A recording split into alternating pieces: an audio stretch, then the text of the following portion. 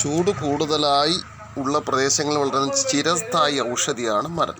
വിഷഹരൌഷധമായി മരലിനെ ഉപയോഗിക്കുന്നു.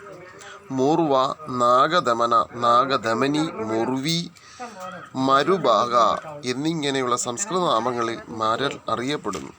Bursting hemp എന്നാണ് ഇതിൻ്റെ ഇംഗ്ലീഷ് നാമം. ലില്ലിയേസി എന്ന സസ്യകുടുംബത്തിലെ അംഗമാണ് മരൽ. സാൻസിവീര റോക്സ്ബർഗിയാന എന്നാണ് ഇതിൻ്റെ ശാസ്ത്രീയ നാമം. മരൽ 2-3 തരത്തിലുണ്ട്. അതിൽ വീതി കുറഞ്ഞ ഇലയുള്ളതാണ് ഇത് മരൽ എന്നറിയപ്പെടുന്നത്. മറ്റത് സർപ്പപ്പോളയാണ്. രണ്ടും പറയുന്നത്. മരൽ ഒരു രസഭര സസ്യമാണ്. ഇലകൾ ചുവട്ടിൽ നിന്ന് മുകളിലേക്ക് വളരുന്നു. ഇവ പരന്നതും അഗ്രം കൂർത്തതുമാണ്. പുഷ്പമഞ്ജരി ഇലകളുടെ കൂട്ടിൽ നിന്നും മുകളിലേക്ക് വളരുന്നു. പച്ച കലർന്ന വെള്ള നിറമാണ് മരലിന്റെ പൂക്കൾക്ക്. പ്രഗന്ധം, ഇല എന്നിവയാണ് മരലിന്റെ ഔഷധ യോഗ്യ ഭാഗമായി ഉപയോഗിക്കുന്നത്.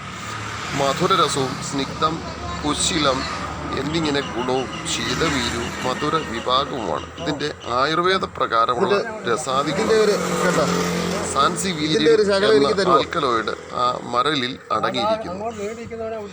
കഫഹരമാണ് മരലിന്റെ ഔഷധ പ്രയോഗം.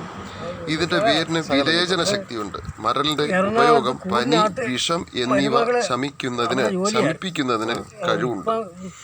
ചുമ, ശ്വാസവൈഷമ്യം തുടങ്ങിയവ ഇല്ലാതാക്കും. ചർമ്മരോഗങ്ങൾ, കുഷ്ഠം എന്നിവ അകറ്റുന്നതിന് മരൽ വളരെ വിശേഷമാണ്.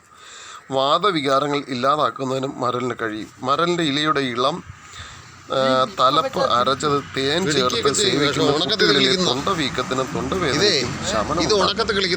മരലിന്റെ കിഴങ്ങിൽ ഇടിച്ചു പിഴിഞ്ഞ നീരെടുത്ത് 1-2 തുള്ളി ചെവിയിൽ ഇറ്റിക്കുന്നത് ചെവിവേദനയും ചെവിയിലെ പഴുപ്പും ഇല്ലാതാക്കുന്നതിന് വളരെ സഹായിക്കും.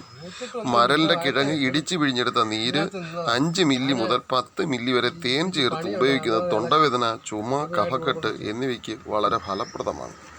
വിഷഹരൌഷധമായതുകൊണ്ട് വിഷത്തിനായി ഉപയോഗിക്കാൻ സാധിക്കുന്നതാണ്. വിഷചികിത്സയ്ക്ക് പ്രാധാന്യമായിട്ട് ഉപയോഗിക്കുന്ന ഒരു ഔഷധി കൂടിയാണ് പ്രത്യേകിച്ച്. അതുകൊണ്ട് ഇതുപോലുള്ള ഔഷധങ്ങളെപ്പറ്റി അറിയാൻ സബ്സ്ക്രൈബ് ചെയ്യുക.